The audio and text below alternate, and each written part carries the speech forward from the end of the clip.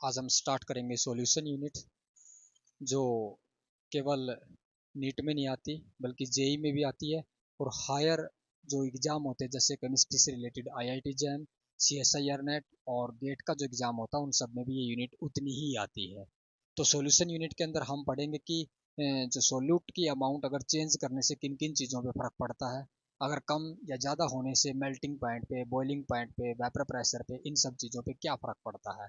तो नमस्कार, मेरा नाम है डॉक्टर शंकर और आप सब पढ़ रहे हैं मेरे साथ सॉल्यूशन यूनिट। ठीक है, तो सॉल्यूशन यूनिट स्टार्ट करने से पहले हम पहले ये बताएंगे कि सॉल्यूशन होता क्या है।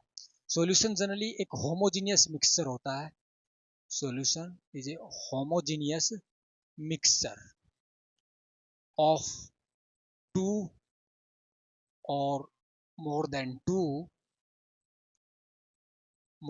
two non reacting substance, non reacting substance मतलब दो या दो से ज़्यादा नॉन रिएक्टिंग जो सबस्टांस हो गए उनका जो मिक्सचर होगा हम उसी को होमोजीनियस बोलते हैं। मतलब वो दोनों रिएक्शन करके कुछ और नहीं बनाने चाहिए, सिंपल होना चाहिए। जैसे पानी के अंदर हम चीनी डिजोल्व करते हैं, पानी के अंदर जैसे हम नमक डिजोल्व करते हैं, तो ये सॉल्यूशन हमारा बनेगा। और solution is a homogeneous mixture of two or a more than two non reacting substance.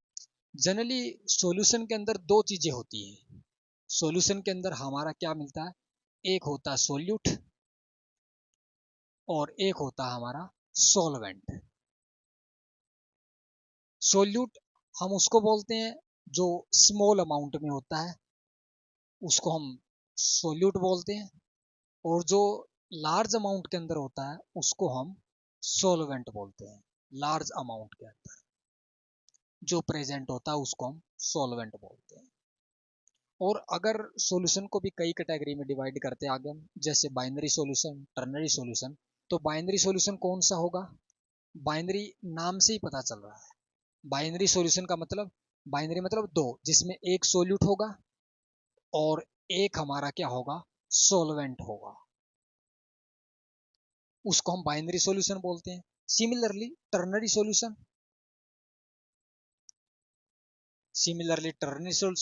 Ternary का मतलब क्या होगा, तीन, जिसमें दो सोल्यूट मिलेंगे और एक आपका सॉल्वेंट मिलेगा, सॉल्वेंट एक ही रहेगा।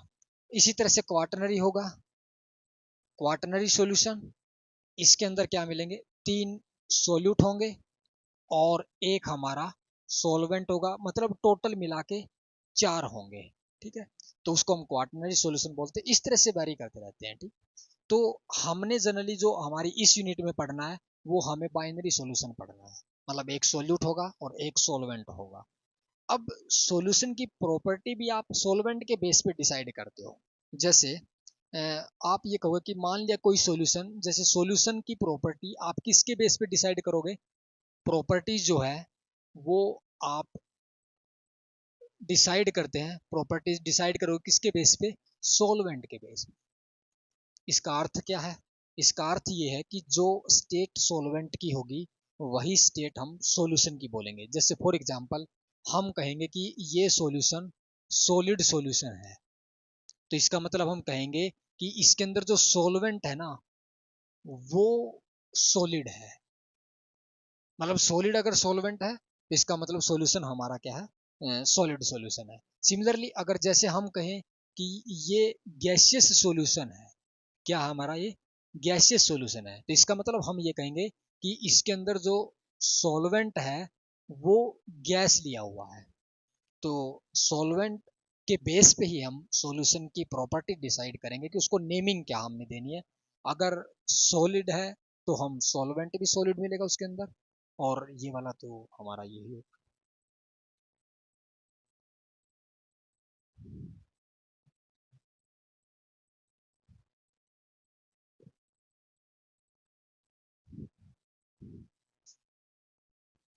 तो हमने अभी पढ़ा कि क्वाटरनरी सॉल्यूशन क्या होता है, जिसमें तीन सॉल्यूट होते हैं और एक सॉल्वेंट होता है, उसको हम क्वाटरनरी बोलते हैं।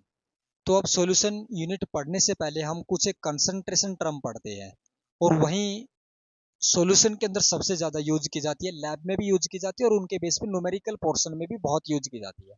तो आइए एक एक करके हम चर्चा करते हैं कुछ कंसंट्रेशन टर्म का, सबसे जो इम्पोर्टेंट कंसंट्रेशन टर्म है स्टार्टिंग जी उससे करते हैं, मोलेरिटी। इसको हम रिप्रेजेंट कैपिटल एम से करते हैं। तो हम इसकी डेफिनेशन पढ़ेंगे और इसका फॉर्मूला पढ़ेंगे मैथमेटिकली, और फिर हम इससे ये भी देखेंगे कि आप लैब में कैसे इससे सॉल्यूशन प्रिपेयर कर सकते हो। तो मोलेरिटी होती क्या है, इसका मतलब ये होता है कि number of moles present in number of moles present in 1 litre solution. 1 litre solution के अंदर कितने मोल प्रेजेंट होते हैं उसी को हम क्या बोलते हैं, मोलेरिटी बोलते हैं। और जिसको हम किससे रिप्रेजेंट करते हैं, कैपिटल एम से रिप्रेजेंट किया जाता है। तो मैथमेटिकली हम इस इक्वेशन को इस तरह से लिख, number of moles of solute, यहां पे भी आएगा सॉल्यूट। तो number of moles of solute divide by में volume of solution in litre के अंदर लेना है। ठीक है, तो इसके इक्वल आएगा। तो आप ऐसे भी कर सकते हो, अगर वॉल्यूम को लीटर में नहीं एमएल में अगर ले रहे हो तो आप 100 से मल्टीप्लाई कर दोगे। तो आप ये भी लिख सकते हो इसका formula, number of moles of solute, number of moles of solute divide by में वॉल्यूम ऑफ सॉल्यूशन। अगर आप एमएल में ले रहे हो तो इसको आप 1000 से मल्टीप्लाई कर दोगे। और नंबर ऑफ मोल्स को जनरली आप रिप्रेजेंट करते हो एन, मैं बी वर्ड यूज करूंगा सोल्यूट के लिए, और ए जनरली मैं यूज करूंगा सॉल्वेंट के लिए। तो आप ये भी लिख सकते हो। और अगर इसको थोड़ा सा और एक्सटेंड करके लिखो तो आपको पता ही है कि नंबर ऑफ मोल्स किसके इक्वल होते हैं, वेट ऑफ सोल्यूट, बी का मतलब सोल्यूट के लिए, डिवाइड बाई में molecular weight of solute, b का मतलब सॉल्यूट, इनटू में वॉल्यूम किसका, सॉल्यूशन का। आप एमएल में लिखना, और 1000 से आप अगर मल्टीप्लाई कर दोगे तो आप मोलेरिटी की वैल्यू फाइंड आउट कर पाओगे। ये इसका मैथमेटिकली है कि इससे होगा। इसको आप बहुत सारी लैब में जो भी सॉल्यूशन प्रिपेयर करते हो आप इसी फॉर्मूला का यूज करके ही निकालते हैं। हम एक दो बना के भी दिखाएंगे कि हमें क्या करना है इसे। और एक और चीज ध्यान रखना, जो ये कंसंट्रेशन टर्म है हम आगे भी पढ़ेंगे, तो आपने एक चीज ये भी बतानी है कि वो टेम्परेचर डिपेंडेंट है या नहीं है। टेम्परेचर डिपेंडेंट देखने के लिए आपको सीधी सी एक चीज देखनी है कि उसके अंदर वॉल्यूम आ रहा है या नहीं आ रहा। तो इसमें क्या आ रहा है, वॉल्यूम आ रहा है, और वॉल्यूम के ऊपर टेम्परेचर का फर्क पड़ता है। तो इसका मतलब आप ये कहोगे कि जो मोलेरिटी है it is a temperature dependent, क्योंकि इसके फॉर्मूले में वॉल्यूम आ रहा है और वॉल्यूम के ऊपर टेम्परेचर का इफेक्ट ऑब्वियसली पड़ता ही है। तो टेम्परेचर डिपेंडेंट ये वाली रहेगी। तो molarity is a temperature dependent, और formula weight of solute divide by molecular weight into में volume of solution in ML into में 1000। मैं एक न्यूमेरिकल इसके लिए करके दिखाता हूँ आपको। तो हम नेक्स्ट स्लाइड पे जाते हैं और न्यूमेरिकल एक देखते हैं कि आपको मैंने मान लिया कि बोल दिया, ये बोला कि आप m/10 NaOH का सॉल्यूशन प्रिपेयर करो लैब के अंदर, प्रिपेयर इन लैब। और कितने में बनाना, मैं ये बोल रहा हूं कि 250 ml में बनाना है। तो आपको ये देखना है कि आप कितना NaOH लो, कितने ग्राम लो कि ये m/10 250 ml में बन जाए। तो हमें सीधा सीधा सा क्या कैलकुलेट करना है, NaOH का वेट कैलकुलेट करना है, और उस वेट को हमने 250 ml पानी में डिजोल्व कर देना है। तो वो वेट तो फाइंड आउट करना ही पड़ेगा। तो आइए फॉर्मूले की तरफ चलते हैं। तो कैसे निकालेंगे, हमें बनाना है m/10, और आपको पता कि वेट ऑफ सोल्यूट NaOH का, मोलिकुलर वेट आपका NaOH का 40 ग्राम होता है। ये आपको दिया हुआ भी मिलेगा क्वेश्चन में, और नहीं दिया हुआ तो आपको थोड़ा बहुत निकालना या याद होना चाहिए। इनटू में वॉल्यूम ऑफ सॉल्यूशन कितना है, आपको 250 ml में बनाना है। ठीक है, और साथ में आपको पता है कि अगर आप ml में लेते हो तो 1000 से आप गुना भी कर दोगे, तो यहाँ से 4 आएगा, और 4 से यहाँ 10 आएगा, और 10 से 10 कैंसिल हो जाएगा। तो इसका मतलब ये m कुछ नहीं है, m तो मोलर है, मोलेरिटी है। तो आपको कितना वेट लेना पड़ेगा सोल्यूट का, NaOH का, अगर आप 1 ग्राम लेते हो 250 ml के अंदर, तो वो वाला सोल्यूशन m/10 बनेगा। मुझे लगता है कि इसमें आपको कोई डाउट नहीं होनी चाहिए, आप बड़े अच्छे से कर लोगे। इसी तरह से आप और भी बना सकते हो। तो सीधी सी बात यह कि हमें वो ये वेट कैलकुलेट करना है, ये वेट जो दिया हुआ है। अगर ये नहीं पता चला तो फिर आप सॉल्यूशन नहीं बना सकते, ध्यान रखना। अब ये वाली कंसंट्रेशन के अलावा अब दूसरी जो हमारी टर्म आती है उसको बोलते हैं मोलेलिटी। जिसको हम किससे रिप्रेजेंट करते हैं, स्मॉल m से रिप्रेजेंट करते हैं, मोलिलिटी। तो आपको डेफिनेशन भी समझनी है, फिर मैथमेटिकली कैसे लिखते हैं वो भी समझना है, और फाइनली फिर आपको ये भी बताना कि टेम्परेचर पे डिपेंड करती है या नहीं करती है, और फिर ये देखना कि मोलरिटी से ये कैसे डिफर करती है। आइए हम इन सब पॉइंट के ऊपर चर्चा जरूर करेंगे अभी। तो मोलरिटी का फॉर्मूला लिख रहा हूं, इसका मतलब ऊपर वाले में तो क्या था कि number of moles of solute divide by में, उसमें क्या लिया था हमने, volume of solution in 1 litre. इसमें वॉल्यूम ऑफ सॉल्यूशन नहीं लेना, इसमें लेना है 1 किलोग्राम सॉल्वेंट के अंदर, 1 किलोग्राम सॉल्वेंट के अंदर, केवल इसमें सॉल्वेंट लेना है। और अगर आप इसको ग्राम में लिखोगे तो आप ये लिख सकते हो वेट, नंबर ऑफ मोल्स को कैसे लिखोगे, वेट डिवाइड बाई में molecular weight of solute into में, या आपने क्या लेना है, ग्राम में सॉल्वेंट लेना है। अगर आप सॉल्वेंट लिखोगे, सॉल्वेंट अगर आप ग्राम में लिख रहे हो तो फिर आपको पता है, जैसे उस वाले में आपने 1000 से गुना की थी तो यहाँ पे भी करना पड़ेगा। तो फाइनली फॉर्मूला हमारा ये बनता है किसका, मोलेलिटी का, वेट बाय मॉलिक्यूलर वेट। उस वाले में आपने वॉल्यूम ऑफ सॉल्यूशन लिया था, इस वाले में आप सॉल्वेंट की अमाउंट लोगे ग्राम के अंदर और इनटू में 1000। आप अगर ये करोगे तो आप यहाँ से मोलिलिटी की वैल्यू फाइंड आउट करोगे। मैंने बताया था आपको कि टेम्परेचर डिपेंडेंट देखने के लिए आप उसके फॉर्मूले में ये देख लो कि वॉल्यूम है या नहीं है। तो आपको सीधा सा नजर आ रहा है कि इसके फॉर्मूले में वॉल्यूम नहीं है, तो इसका मतलब आप ये कहोगे कि जो ये मोलिलिटी है ये टेम्परेचर इंडिपेंडेंट है, टेम्परेचर इंडिपेंडेंट है, टेम्परेचर पे डिपेंड नहीं करती। तो ये मोलिलिटी का था। अब मैं आपके सामने एक प्रश्न रखता हूँ। मैं प्रश्न ये है कि आपने ये बताना है कि आपके पास एक 1 मोलर सॉल्यूशन है और एक आपके पास 1 मोलर सॉल्यूशन है। तो ये बताइए कि which is more concentrated, which is more concentrated, ये बताना आपने। तो आइए हम इसको बड़े डिटेल में समझते हैं और हर एक इसके कंसेप्ट पे जाते हैं। बेसिक कंसेप्ट क्या कहता है, इसका मतलब ये है 1 मोलर का मतलब 1 moles of solute in 1 litre of solution, और इसका मतलब है 1 moles of solute in 1 kilogram of solvent. मुझे लगता है कि आपको इसमें कोई संदेह नहीं होना चाहिए, कोई डाउट नहीं होना चाहिए। हम पिछले इसमें स्लाइड में इसको बड़े अच्छे तरीके से पढ़ चुके हैं। आप बताइए, जब भी आपको कंसंट्रेशन देखनी हो वो हमेशा सॉल्यूशन में देखी जाती है, अकेले सॉल्वेंट में कभी नहीं देखना।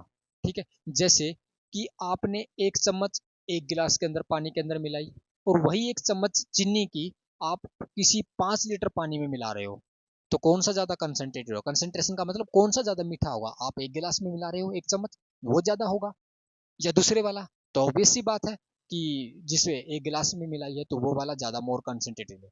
तो सॉल्यूशन के अंदर आपको सोल्यूट की अमाउंट देखनी है। ठीक है, तो इसमें तो क्या है, 1 लीटर सॉल्यूशन में 1 मोल है। अब मुझे बताइए ये 1 किलोग्राम सोलवेंट में 1 मोल है, अगर मैं सॉल्यूशन बनाऊंगा तो सॉल्यूशन के अंदर तो जो हमारा बनेगा उसमें सोलवेंट भी होगा और सोल्यूट भी होगा, कोई डाउट नहीं। अब सोलवेंट अगर मैं पानी का केस लूं, वाटर के केस में, तो जो ये 1 किलोग्राम है ये 1 लीटर के इक्वल होता है। तो इसका मतलब 1 लीटर सोलवेंट के अंदर 1 मोल है, और अगर मैं इसमें सोल्यूट ऐड भी करूंगा, चाहे 1 लीटर में मैं 1 ml ऐड करूं, तो 1 लीटर से तो ज्यादा ही होगा। तो जैसे हम परसेंटेज निकालते कि भाई आपके 100 में से 1 नंबर आया, 1% है, अगर वही 1 नंबर 50 में से है तो परसेंटेज ज्यादा होगी। तो सीधी सी बात है, अगर मैं इस 1 लीटर में ये सोल्यूट थोड़ा भी ऐड कर दूं, चाहे कितना ही ऐड करूं, तो ये इतने में 1 है और ये 1 लीटर में 1 है, मतलब 1 में है, तो इसका मतलब इसमें अमाउंट ज्यादा है सोल्यूट की। तो आप कहोगे कि 1 मोलर इज मोर कंसंट्रेटेड। समझ में आया क्या नहीं आया? मोर कंसंट्रेटेड देन 1 मोलर सॉल्यूशन। मुझे लगता है कि आपका डाउट क्लियर हो गया होगा। तो इसका मतलब आप कंक्लूजन में ये कहोगे कि अगर आपके पास एक 1 मोलर सॉल्यूशन है और एक आपके पास 1 मोलर सॉल्यूशन है, तो आप ये कहोगे कि जो 1 मोलर सॉल्यूशन है which it is more concentrated than the 1 molar solutions. तो इसी कड़ी में हम आगे बढ़ाते हुए हम एक और यूज करते हैं कि हम ये देखेंगे कि जो मोलेलिटी है उसके ऊपर डाइल्यूशन का क्या फर्क पड़ता है। डाइल्यूशन का मतलब पानी मिलाना। आपने डाइल्यूशन का मतलब यही होता है कि आप उसमें जैसे कोई एक सॉल्यूशन बनाया आपने, जैसे एक गिलास के अंदर एक चीनी की चम्मच डाली हुई है, तो एक है, तो फिर आप इस एक गिलास के अंदर 3-4 गिलास और पानी के डाल दो, तो फिर आप उस पर बताओगे कि क्या फर्क पड़ेगा। यही हमने देखना है। तो नेक्स्ट हम देखते हैं कि इफेक्ट ऑफ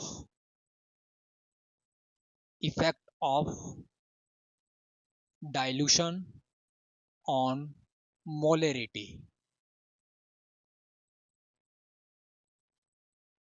जैसे हमने ये वाला सॉल्यूशन लिया, इसकी पहले जो मोलेरिटी थी मैं मान के चल रहा हूं कि m1 है और इसका वॉल्यूम हमारा v1 है। ये बिफोर डाइल्यूशन है अभी तक, मतलब जो आपने पहले ले रखा है वो है बिफोर डाइल्यूशन है। अब मैंने इसको क्या किया, इसमें थोड़ा सा पानी मिला दिया और ये पानी की अमाउंट बढ़ जाएगी। तो पानी की अमाउंट बढ़ेगी तो जो न्यू मोलेरिटी होगी, मैं कह रहा हूं कि इसकी मोलेरिटी m2 है और वॉल्यूम हमारा v2 हो गया आफ्टर डाइल्यूशन। After dilutions. समझ में आ रहा? अब आपको ये बताना है कि इनमें क्या रिलेशन आएगी। तो सीधी सी बात है, before dilutions number of moles और after dilution number of moles. After dilutions number of moles equal होंगे। ऑब्वियस, मोल थोड़ी चेंज होंगे। मोल का मतलब जैसे आपने NaOH लिया, मान लिया NaOH के मोल कितने निकले, जैसे आपने NaOH 5 ग्राम लिया था पहले, तो मोल कितने आएंगे इसके? मोल कैसे निकालते हो? 5 डिवाइड बाई मोलकुलर वेट 40 ये आएगा। अब इतने मोल लिए आपने 1 लीटर पानी में, मतलब 5 ग्राम NaOH लिया 1 लीटर पानी में, तो उसके मोल बने इतने। वही 5 ग्राम लिया आपने 10 लीटर पानी में, तो मोल्स तो उतने ही हैं क्योंकि लीटर तो कहीं आया ही नहीं, क्योंकि इसमें तो ग्राम है। तो नंबर ऑफ मोल्स दोनों जगह सेम रहेंगे, आफ्टर डाइल्यूशन और बिफोर डाइल्यूशन। और नंबर ऑफ मोल्स आप कैसे निकालोगे? आपको ये पता है कि जो हमारी मोलेरिटी है वो किसके इक्वल थी? Number of moles divide by में volume of solution in litre. तो यहाँ से नंबर ऑफ मोल्स किसके इक्वल है? मोलेरिटी इनटू में वॉल्यूम। तो आप कहोगे कि मोलेरिटी कितनी थी पहले? v1, और दूसरे वाले की कितनी है? दूसरे वाले की नंबर ऑफ मोल्स किसके इक्वल आएंगे? m2 इंटू में v2। तो कहता कि आफ्टर डाइल्यूशन और बिफोर डाइल्यूशन इस इक्वेशन को ओबे करेंगे। m1 v1 is equal to m2 v2। सीधी सी बात है, जब आप ये वाली चीज है देखो कैसे बराबर आएगी। मान लिया पहले वॉल्यूम था 10, ठीक है, और मोलेरिटी थी आपकी 4, आपने पानी मिलाया, वॉल्यूम तो बड़ा ही होगा। अगर वॉल्यूम बड़ा होगा तो मैंने मान लिया कि ये आपका, ये मानिए कि ये आपका 6 मान लीजिए, ठीक है, वॉल्यूम बढ़ गया आपका बन गया 15, और मोल्स तो उतने ही है। तो अगर वॉल्यूम बढ़ा होगा तो मोलेरिटी मतलब कंसंट्रेशन तो कम हुई होगी, तो इसका मतलब कंसंट्रेशन कम होगी तो 4। ओवरऑल गुना तो बराबर ही है। मतलब कहने का मतलब m1 v1 दोनों की प्रोडक्ट वो इक्वल ही आएगी आफ्टर डाइल्यूशन या बिफोर डाइल्यूशन। तो ये आपने इसका पढ़ा है, ठीक है। तो इसके बाद एक और नई टर्म आती है जिसको हम नॉर्मेलिटी बोलते हैं, तो वो भी बहुत यूज की जाती है। तो हम उसको भी देखते हैं कि नॉर्मेलिटी होती क्या है। इसको हम रिप्रेजेंट जो करते हैं वो कैपिटल N से करते हैं, और इसका फॉर्मूलाज क्या होगा, इसमें थोड़ा सा डिफरेंस आता है, और वो डिफरेंस आपने समझना है कि मोलेरिटी में और नॉर्मेलिटी में क्या डिफरेंस है। तो सबसे पहले तो हम ये देखेंगे कि डेफिनेशन क्या होती है। अब पिछले वाले में आपने क्या देखा था? नंबर ऑफ मोल्स देखे थे, और इस वाले में हमने क्या देखना है, number of gram equivalent, number of gram equivalent in 1 litre of solution, in 1 litre of solution. तो number of gram equivalent in 1 litre of solution is known as the normality. आप मैथमेटिकली कैसे लिखोगे, तो आप ऐसे लिखोगे, n इज इक्वल टू, ऊपर लिखो नंबर ऑफ ग्राम इक्विवेलेंट, एक एक टर्म को हम समझेंगे, डिवाइड बाई में volume of solution in litre में। ध्यान रखना, अगर आप ml में लिखोगे तो आपको 1000 से गुना करनी पड़ेगी, ठीक है। तो ये वाला, अब ये ग्राम इक्विवेलेंट किसके इक्वल होते हैं, ये हमारे इक्वल होते हैं वेट, अगर आप सोल्यूट के निकाल रहे हैं, number of gram equivalent of solute, तो आप लिखोगे वेट बाई में इक्विवेलेंट वेट ऑफ सोल्यूट का, और इनटू में volume of solution in litre में। अब आपके आगे ये भी समस्या है, पिछले वाले में तो मोलिकुलर वेट है वो तो दिया हुआ होता है, बहुत सारी बोतल पे भी लिखा होता है, हर जगह दिया मिलेगा, पर ये वाला दिया कहीं नहीं मिलेगा, तो आपको ये भी निकालना पड़ेगा। और ये कैसे निकलेगा, ये आप मोलिकुलर वेट से ही कैलकुलेट कर पाओगे। तो जो हमारा इक्विवेलेंट वेट होता है, इक्विवेलेंट वेट, ये किसके इक्वल आता है, जो हमें मोलिकुलर वेट दिया हुआ मिलेगा, डिवाइड बाई में आपको एक टर्म यूज करनी पड़ेगी, एन फैक्टर जिसको हम बोलते हैं।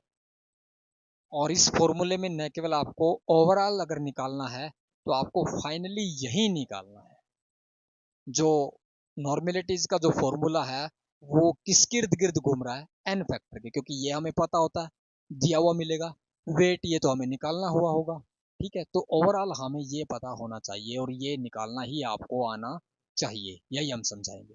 तो मैं अब इन सब को मिला के नॉर्मेलिटी का फॉर्मूला बनाता हूँ, वेट बाई में, देखो इक्विवेलेंट वेट की जगह क्या लिखूं मैं, मोलिकुलर वेट इनटू में, ये एन फैक्टर नीचे है तो मैं इसको ऊपर जाएगा, तो हम बाद में लिखेंगे volume of solution in litre, और जो ये इसके नीचे एन फैक्टर था वो ऊपर जाएगा, तो मैं इसको ऐसे लिख सकता हूं।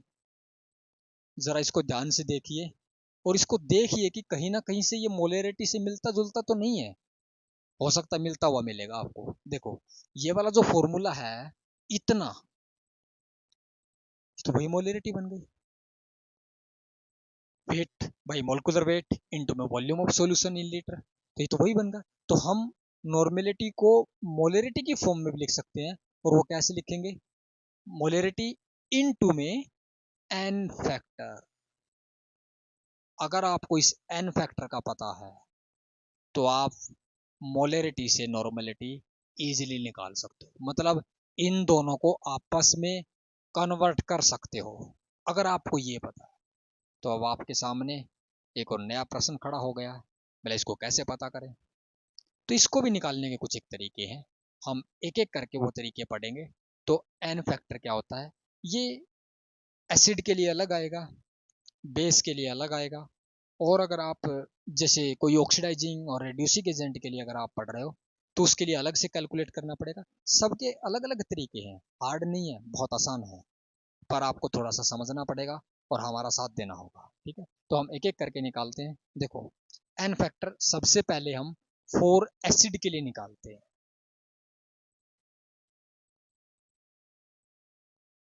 एन फैक्टर, सीधी सी बात है, एसिड क्या देता होगा, एच पॉजिटिव, जितने भी एच पॉजिटिव आयन देगा वही उसका एन फैक्टर होगा।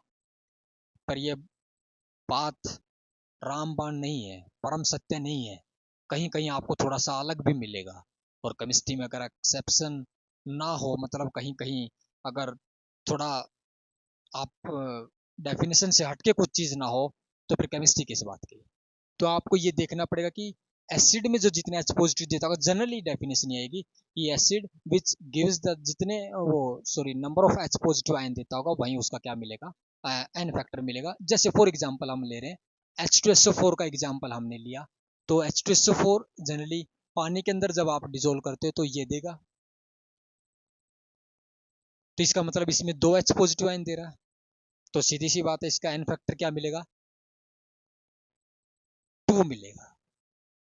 जैसे H3PO4 है, अगर आप इसको पानी में घोलोगे, जल में घोलने के बाद क्या देगा, PO4, 3 नेगेटिव 3 दे रहा है, तो इसका मतलब 3 मिलेगा।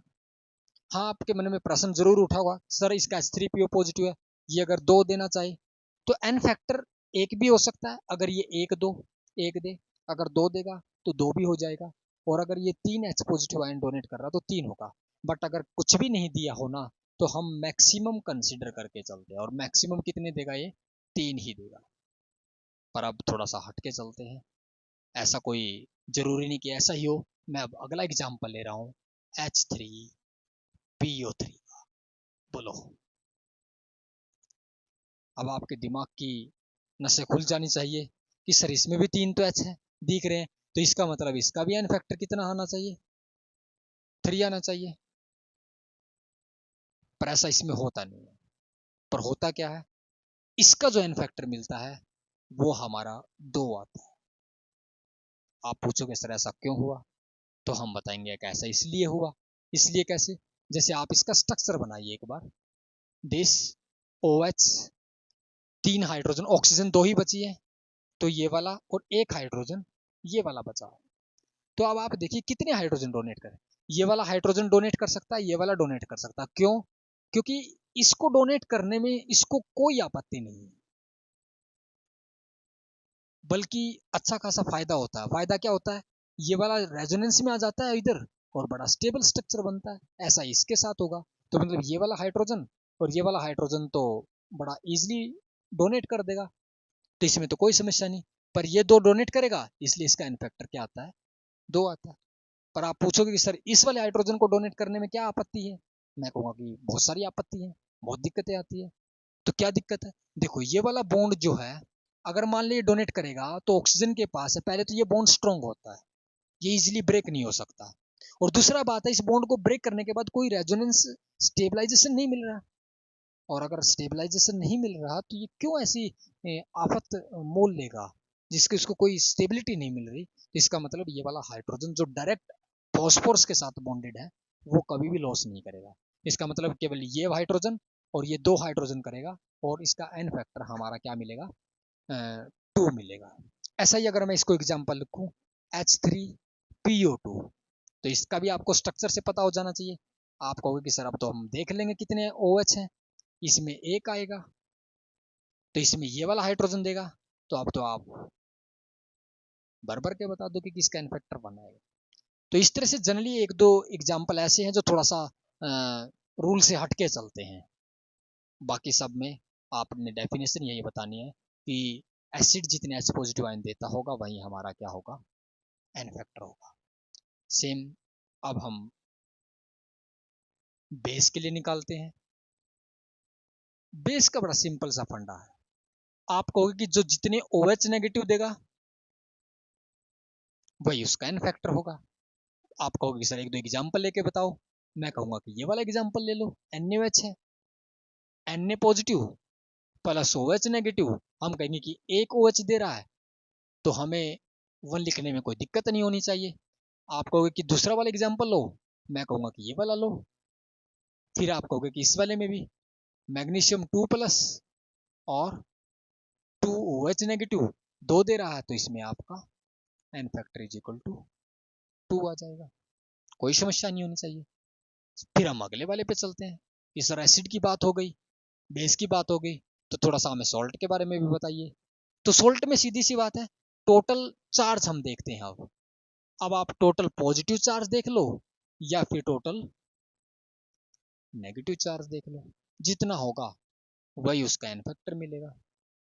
अब आप एग्जाम्पल ले लो कोई ना कोई, जैसे आपने सॉल्ट का ले लिया कोई NaCl, तो ये हमारा Na प्लस देगा और Cl नेगेटिव देगा, टोटल पॉजिटिव चार्ज 1 है, तो एन फैक्टर 1 होगा। कोई जरूरी नहीं है कि आप पॉजिटिव ही देखो, आप नेगेटिव भी देख सकते हो, तो ये वाला नेगेटिव आ जाएगा, इसमें कोई समस्या नहीं होनी चाहिए। जैसे मैं और एग्जांपल ले लेता हूँ, सॉल्ट में आप ये ले लो K2SO4 Al2 SO4 thrice into H2O। ये तो बड़ा अजीब एग्जाम्पल लग रहा होगा आपको, पर थोड़ा सा देखिए, इसको बड़ा आसान है। एक पोटासियम पे +1 चार्ज होता तो दो पोटासियम पे +2 होगा, सीधी सी बात। एक एल्यूमिनियम पे +3 चार्ज होता तो दो एल्यूमिनियम पे +6 होता होगा। हमें केवल पॉजिटिव देखना है, तो या फिर नेगेटिव देख लो। तो एन फैक्टर कितना हुआ, टोटल पॉजिटिव कितना है, 8 है। आप नेगेटिव भी देख सकते हो, एक SO4 के ऊपर -2 होता है, एक SO4 के ऊपर -2 और 3 है तो -6, तो -8 है। माइनस का तो साइन हमने लेना नहीं है एन फैक्टर में, तो आप इस तरह से भी सॉल्ट के केस में भी आप निकाल सकते हो। पर एक दो चीजें और कई बार पूछी जाती है कि अगर आपको एलिमेंट के लिए निकालना है, किसी एलिमेंट के लिए, तो कैसे निकालोगे? तो आप सिंपल सी बात है, उस एलिमेंट की वैलेंसी देख लोगे। जो वैलेंसी होगी, वैलेंसी ऑफ एलिमेंट, वही हमारा क्या बताएगी, एन फैक्टर बताएगी। Valency of element is equal to n factor. जैसे नाइट्रोजन की 3 होती है, 3 बॉन्ड बनाता है, तो उसके लिए 3 होगा। पर ये बहुत कम यूज किया जाएगा, क्योंकि जनरली हम सॉल्यूशन जब बनाते हैं तो सॉल्यूशन के अंदर वो आयनिक फॉर्म में ज्यादा मिलता है, आयनिक आयन सी बनते हैं, तो आयन वाला ही लेंगे हम। सिंपल एलिमेंट बहुत रेयरली यूज किया जाएगा। और तीसरा अगर है कि एक ऑक्सीडाइजिंग एजेंट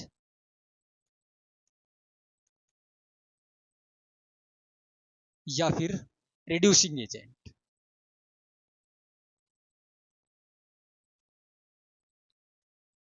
इनके लिए एन फैक्टर आपने निकालना है। जब आप इनके लिए एन फैक्टर निकालोगे तो आपने ये देखना है कि एक लॉस करेगा और एक गेन करेगा। तो जितने लॉस कर रहा है या गेन कर रहा है वो इसका एन फैक्टर होगा। नंबर ऑफ इलेक्ट्रॉन लॉस या नंबर ऑफ इलेक्ट्रॉन गेन, एक में गेन करेगा और एक में लॉस करेगा, तो यही क्या बन जाएगा, उसका एन फैक्टर बन जाएगा। मोस्टली ये जो आप डी ब्लॉक के अंदर KMnO4 का पढ़ोगे तो उसके अंदर आपने यही वाला पढ़ा होगा। तो नॉर्मेलिटी को फिर से मैं एक बार रिपीट कर रहा हूँ कि नॉर्मेलिटी क्या है, number of gram equivalents in 1 litre of solution is known as the normality. पर आप ग्राम इक्विवेलेंट कैसे निकालोगे, वेट बाय में इक्विवेलेंट वेट।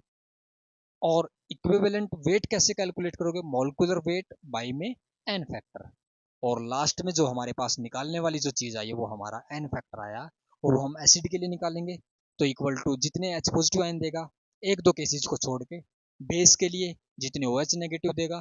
और अगर आप सॉल्ट के लिए निकाल रहे हो तो आप कहोगे कि टोटल चार्ज कितना पॉजिटिव और नेगेटिव। और अगर आप एलिमेंट के लिए निकाल रहे हो तो आप कहोगे कि बैलेंसी कितनी है।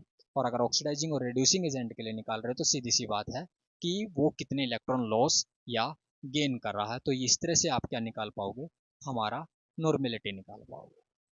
और डाइल्यूशन के बाद इफेक्ट आप इस पे भी देख सकते हो। इफेक्ट ऑफ डाइल्यूशन आप यहाँ पे भी बता सकते हो। कैसे बताओगे, इफेक्ट ऑफ डाइल्यूशन ऑन किसके ऊपर, नॉर्मेलिटी के ऊपर। सिंपल है। कैसे, जैसे आपने फॉर्मूला पढ़ा, M1V1 is equal to M2, पढ़ चुके हैं, आपके सामने ही निकाला था और आपने हाँ भी किया था, ऐसा ही होगा, ऐसा हुआ था। तो आप सीधा सा, आपको ये भी पता है कि नॉर्मेलिटी किसके इक्वल होती है, इनटू में एन फैक्टर के इक्वल होती है। ये वाला फॉर्मूला आप यहाँ m की वैल्यू निकाल रहे हो तो वो किसके इक्वल आएगी, N1 divide by n factor into volume. ये किसके इक्वल आएगी, this divide by n factor into में वॉल्यूम। दोनों साइड कैंसिल हो जाएगा। तो सेम फॉर्मूला आपका किस पे लगता है, नॉर्मेलिटी पे लगता है। मुझे लगता है कि आपको किसी भी प्रकार की कोई समस्या नहीं होनी चाहिए। इस फॉर्मूला, अगर आपको ये वाला फॉर्मूला आता है तो आप इससे ये वाला फॉर्मूला इजीली निकाल सकते हो। तो N1V1 is equal to N2V2। Normally ये वाला जो फॉर्मूला है ना, ये एक सॉल्यूशन से दूसरा सॉल्यूशन बनाने के लिए यूज करते हैं। लैब के पॉइंट से मैं बता रहा हूँ, मतलब आपके पास कोई एक लिक्विड का सॉल्यूशन बना हुआ है, आपको अलग नॉर्मेलिटी का उसी लिक्विड से दूसरा वाला लिक्विड का सॉल्यूशन बनाना है, तो तब आप ये वाला यूज करोगे। चलो हम एग्जाम्पल मान के चलते हैं। उदाहरण के तौर पे हम देखते हैं कि आपने N/10 HCl बनाना है, कितने के अंदर, 100 ml में। और आपको पता होगा HCl लैब के अंदर पहले से लिक्विड बना हुआ आता है जिसकी नॉर्मेलिटी 11.6 होती है। ये आपको नहीं निकालनी, ये दिया हुआ मिलेगा भाई। जो लैब के अंदर जो सॉल्यूशन है ना उसकी नॉर्मेलिटी 11.6 है, ये फिक्स है। अब इससे आप ये वाला बनाओ। अब ये लिक्विड है बना हुआ मिले तो आप देखोगे कि इसका कितना लिक्विड लें कि ये वाला बन जाए। तो आइए इसको निकालने के लिए इस इक्वेशन के ऊपर आना पड़ेगा और आप देखिए कि N1 V1 is equal to N2 V2। ये किसके लिए है? ये जो आप HCl जो बना रहे हो और ये वो वाला है जो आपका HCl लैब में है। तो आपको ये देखना कि 100 ml बनाने के लिए आप कितने ml उसमें ये वाला सॉल्यूशन डालो तब बनेगा। देख लो भाई, आपको बनाना है 1/10, क्योंकि n तो नहीं लिखेंगे, n तो दोनों साइड आएगा, तो लिखो बेशक से चाहे नहीं। तो कितने में बनाना है? 1000 में बनाना है ml में। आपके पास कितनी नॉर्मलिटी है? 11.6 है। मैं उसका कितना वॉल्यूम लूँ ये निकालना है और ये आप इजीली निकाल लोगे वॉल्यूम। तो यहाँ से 10 आएगा, 10 डिवाइड बाई में 11.6 ml। इतने ml आप उस 100 ml के अंदर 100 दोनों को मिला के 100 बनना चाहिए, बात ध्यान रखना।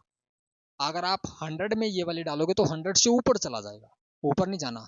दोनों को मिला के 100 बनाना। तो इतने ml आप मिला दोगे और फिर उस पानी को 100 ml तक जो सॉल्यूशन बना रहे हो अगर उसको 100 ml तक फिल कर दोगे तो आपका ये वाला सॉल्यूशन बन जाएगा। तो मुझे लगता है कि आपको इसमें कोई डाउट नहीं होने।